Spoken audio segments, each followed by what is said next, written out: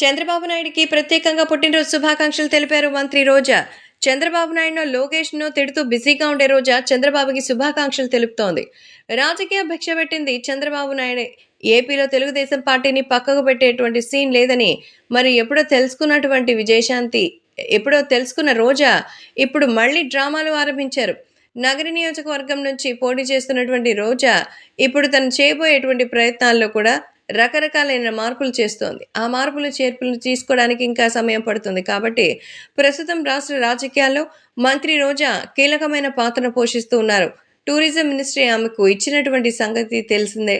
కాబట్టి ఇప్పుడు త్వరలోనే వీటికి సంబంధించిన ఒక మంచి ఐడియా రావాలని అందరూ కూడా గట్టిగా కోరుతున్నారు. అందుకే ఇప్పుడు మళ్ళీ మంత్రి రోజా తెలుగుదేశం పార్టీ అధినేత చంద్రబాబు నాయుడికి ప్రత్యేకించి సోషల్ మీడియా ద్వారా విషస్‌ని అందించడం ఆశ్చర్యకరంగా ఉంది.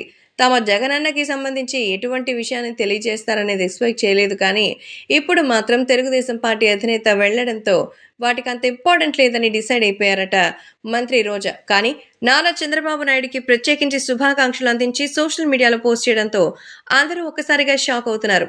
రాజకీయ భిక్ష పెట్టిందే చంద్రబాబు. ఇప్పుడు చంద్రబాబుని నోటికొచ్చినట్టు మాట్లాడితే జగన్మోహన్ రెడ్డి నెత్తిన కూర్చోబెట్టుకుంటారు అనుకున్నారో ఏమో తెలీదు కానీ, ఇక్కడ కూడా అసలు ఏమాత్రం పరిస్థితి మూవ్ కావడం లేదు అంటూ చెప్తున్నారు. కాబట్టి సోషల్ మీడియాలో సైతం ఎంతో సెన్సేషనల్‌గా మారుతోంది.